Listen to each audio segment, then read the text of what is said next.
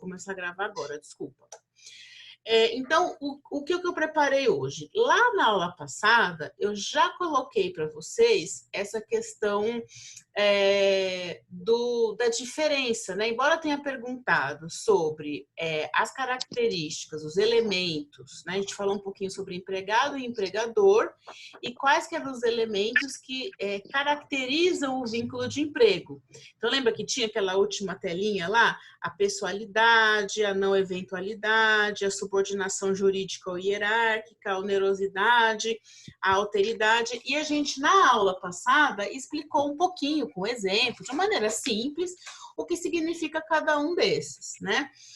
Ou seja, o que é isso? Eu preciso encontrar esses elementos numa relação de trabalho ou numa relação de emprego para pleitear o vínculo empregatício, tá? Então, para eu explicar tudo isso, para eu explicar a diferença entre relação de trabalho e relação de emprego, eu precisava primeiro explicar esses elementos que caracterizam o emprego. Então, em questões, de uma maneira bem simples, o que é o emprego? O emprego é aquele que a gente tem o registro, o contrato de trabalho assinado via CLT, via carteira de trabalho, tá? E é esse que te dá direito ao fundo de garantia por tempo de serviço, é esse que dá direito ao recebimento de horas extras, é esse que dá direito, né? Que te dá direito, assim, que é um contrato de trabalho da modalidade emprego, regido pela legislação trabalhista, pela CLT, que é a lei que regulamenta essa relação, tá? Professora, vamos lá. Eu tenho muitos alunos têm essa dúvida. Se eu encontrar um só dos elementos de emprego, né, dá vínculo de empregatício? Aí eu vou responder o seguinte. Então, vamos supor, se eu tenho lá pessoalidade, não eventualidade, subordinação jurídica, onerosidade. Então, vamos supor que eu encontro algo só reiterado. Eu vou dar um exemplo bem esdrúxulo, tá? Mas é real, é verdadeiro. Existe na frente da casa da minha mãe, tem uma igreja Testemunha de Jeová. E tem uma árvore muito grande. E é uma árvore, eu não sei que árvore que é, porque eu não entendo disso, mas é uma árvore que cai muito, acho que é figueira, porque cai muitas folhas, constantemente. Então, assim, necessariamente precisa ser varrido, até porque tem uma igreja, né, uma entidade religiosa, enfim, e aquilo, como cai muita flor, muita folha, se não for varrido todos os dias, acaba impedindo o nosso trânsito mesmo, passar a pé, estacionar carro, enfim, tá? Tem uma pessoa que é uma vizinha de 5 casas acima, que ela, todos os dias, então olha lá, todos os dias, ela vai lá cedo e varre a calçada. Ela é empregada da igreja? Não. Ela não é empregada da igreja. Só que, se ela quisesse alegar que ela tem um contrato tácito, vocês entendem o que é tácito? Tácito de trabalho? Ela teria condição de fazer isso? Então, veja bem, vamos pensar pelos elementos. Pessoalidade, o trabalho é prestado por pessoa física, lembra? Então, no caso dela, ela vai lá todos os dias e varre. Então, é ela pessoa física. Segundo caso, não eventualidade. Então, o que é o não eventual? Aquilo que é rotineiro, aquilo que é cotidiano, aquilo que é todos os dias, né? Então, não é eventual. Ela não vai lá de vez em quando, ela varre para fazer uma caridade. Não, ela vai todos os dias, tá? Aí depois, então esse elemento a gente encontra nesse trabalho aí, nessa varreção dela, nessa prestação de serviço. Aí vem lá, subordinação jurídica e hierárquica. O que é? Receber ordens, né? Receber ordens e ter um contrato de trabalho no qual você está subordinado. No caso dela, a gente não sabe, eu estou falando no caso real. Eu não sei se alguém, se um pastor pediu, se alguém pediu, mas enfim, né? A gente poderia considerar que, dependendo do que ela falar, né, numa eventual audiência, ela poderia considerar que ela recebe ordens de alguém. E onerosidade, que é o quê? O salário, o recebimento, tá? Então, assim, em tese, nessa situação concreta que eu estou explicando para vocês, não tem onerosidade porque ela não recebe, né? Ela pode receber de uma outra forma, ela pode receber, de repente, uma cesta básica da entidade, ou algum tipo de ajuda, né? Mas efetivamente eu receber R$ 5 por dia por varrer a calçada por 1 hora, né? Isso não existe. Então, assim, ela tem uma relação de emprego? Não, ela não tem. Só que, dependendo de como ela é caracterizada, porque eu estou falando isso de uma situação que eu vejo, eu não estou falando isso por uma relação, eu não conversei nunca com o pastor da igreja para saber qual que é o acordo que existe entre eles, e nunca conversei com ela especificamente para poder saber esses elementos que existem nessa relação dela acordar cedo todos os dias, se ela faz por caridade, se ela faz ou se ela faz, né, por alguma questão de onerosidade. Estou dando um exemplo, uma hipótese, né? Mas que é um fato concreto, é um fato que acontece todos os dias. Se ela me respondesse, por exemplo, olha, não, eu conversei, eu não tenho nada assinado, eu não tenho nada escrito, mas eu conversei com o pastor responsável aqui e ele falou assim, fulaninha, vem aqui todos os dias, varre essa calçada pra gente, porque realmente tem muita folha, é impossível de transitar, e ao final de cada semana eu te remunero, né?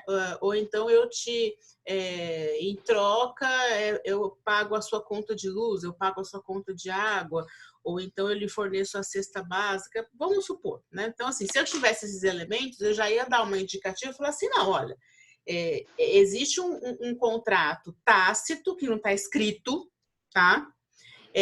O pastor nunca falou assim, eu não quero você aqui porque isso pode me gerar problema trabalhista. Então ele nunca negou, nunca proibiu, né? Ele sempre permitiu. Então é um contrato que é não escrito e ele nunca negou, ele sempre permitiu.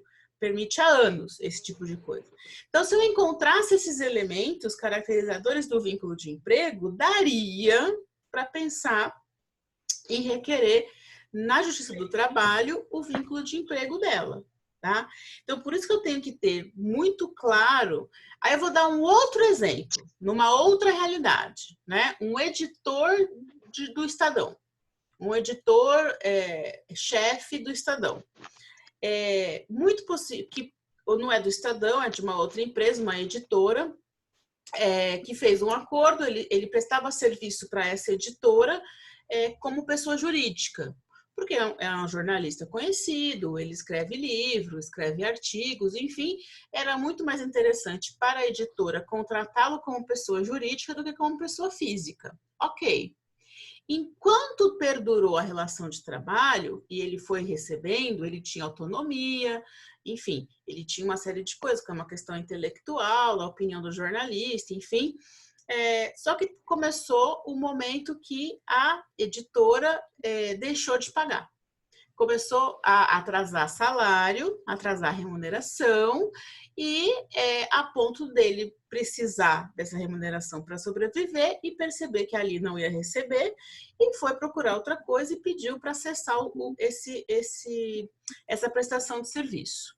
Enfim, até hoje a editora deve para ele uma quantia significativa, porque nem o acordo proposto foi honrado. O que acontece? Acontece que, para ele receber os valores devidos, a gente precisa efetivamente ingressar com uma ação trabalhista. E a primeira coisa que eu vou discutir nessa ação trabalhista é que seja reconhecido o vínculo de emprego. Então, o que que é isso? Que seja reconhecido que ele trabalhava como maquiado como uma pessoa jurídica, mas, na verdade, ele era o empregado, porque ele recebia ordens, porque o contrato de trabalho era desenvolvido plenamente com ele, que ele estava todos os dias na empresa, que ele não prestou outros tantos serviços durante aquele período. Ou seja, primeiro, antes de fazer com que ele receba aquele valor da editora, eu tenho que fazer com que o vínculo de emprego seja reconhecido. Por quê? Porque através do vínculo de emprego é que eu posso pedir o 13º salário, as férias não pagas, o fundo de garantia por tempo de serviço. Então, assim, o que a gente precisa entender? Que quem trabalha mediante esses elementos de vínculo de emprego, que é quem tem a carteira assinada, o registro do contrato de trabalho, é o que tem esses direitos trabalhistas, tá? O que não quer dizer que um trabalhador autônomo, um trabalhador avulso, um estagiário, tá? Um empregado doméstico não seja um trabalhador. Mas o que quer dizer que eu não aplico para esses trabalhadores a legislação trabalhista, a CLT, tá?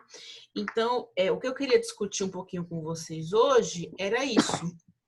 Era justamente pegar os exemplos que eu nomeei, coloquei nas telas, tá?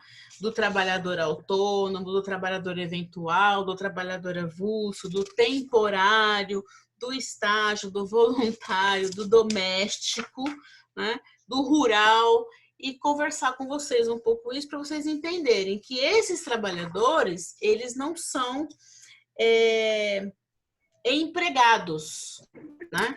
E que a gente tem. Diga. Eu tenho uma dúvida. Pode Eu não consegui perguntar. entender direito o que significa Teletrabalho. Eu vou entrar nele. Isso. Essa questão do teletrabalho, ela inclusive com a reforma trabalhista, isso veio com a reforma, isso já tinha, e com a reforma trabalhista foi mais regulamentado, e inclusive agora com essas medidas provisórias que estão sendo editadas aí de alterações da possibilidade da jornada de trabalho, dos contratos, enfim, também está falando dessa permissão do tal do home office. O teletrabalho é justamente quando você é empregado, mas você trabalha fora das dependências do empregador. Então, antes dessa pandemia, já existia essa possibilidade do home office, tá? O que não quer dizer que... Ou seja, o que eu estou querendo dizer? Estou querendo dizer que não é o fato de você cumprir um horário nas dependências do seu empregador que vá fazer com que você necessariamente seja empregado. Mas, assim, que essa seja uma característica exclusiva de empregado.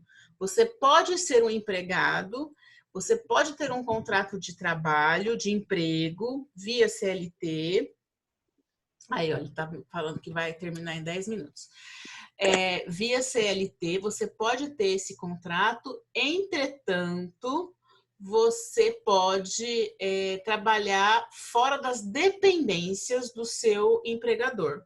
Então, é isso que o artigo 6º fala, ó. Não há distinção entre esse trabalho realizado no estabelecimento do empregador e o trabalhado na residência do empregado. Então, existem várias modalidades de teletrabalho, né? Aquele que a empresa tem sistema que marca o horário que ele entra, que ele começa a jornada e que ele termina. Ou aquele trabalho que você é remunerado pela quantidade de coisas que você vende, de repente, o que você produz, tá? Então, isso quer dizer que é possível, tá? Esse teletrabalho, né? E aí seria, normalmente, por exemplo, se eu trabalho numa empresa de software, meu irmão trabalha numa empresa de software, não aqui no Brasil, nos Estados Unidos, mas ele trabalha em casa.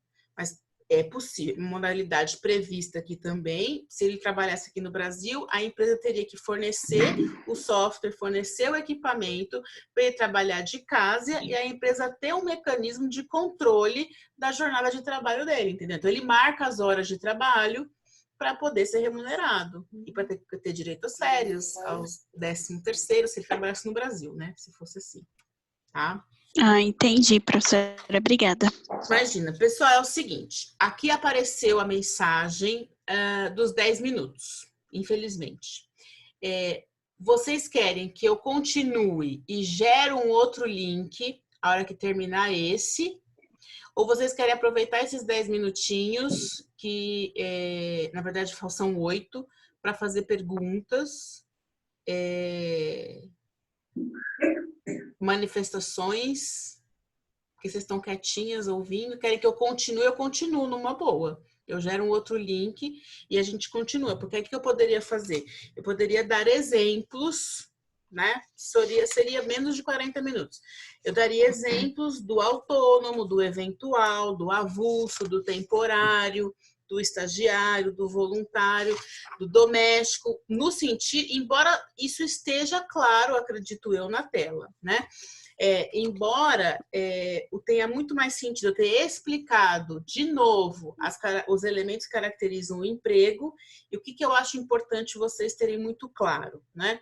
Não é necessariamente as legislações que regulamentam, mas é que existem hoje, sobretudo diante das reformas, a alteração da legislação trabalhista e agora com essas medidas provisórias que falam dessas alterações, inclusive dos contratos de trabalho, que podem ser suspensos, que podem ser renegociados, que você pode ser considerado, né, o empregador em algumas possibilidades. Eu posso até mencionar isso aqui para vocês, se vocês quiserem depois.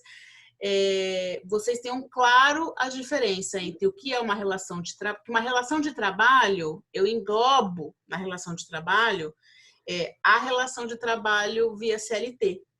E eu tenho outras possibilidades de relação de trabalho que vocês conhecem, que a gente conhece no dia a dia, que é o autônomo, que é o estagiário, que é o trabalhador voluntário, que não é trabalho, que não é empregado. Agora, o que é importante vocês saberem em termos jurídicos, pelo menos saber, é que o autônomo, o estagiário, o voluntário, o trabalhador eventual, o trabalhador pejotizado, sabe o que é isso? Pejotizado é aquele trabalhador que trabalha via pessoa jurídica, esse exemplo do editor, jornalista que eu acabei de dar para vocês, né? Quantos que não trabalham via MEI? É o pejotizado também, eu preciso que você tenha uma pessoa jurídica, eu vou pagar porque o empregador acha que ele está se livrando da possibilidade do vínculo de emprego, entendeu? Professora, e o avulso? Então, o avulso também.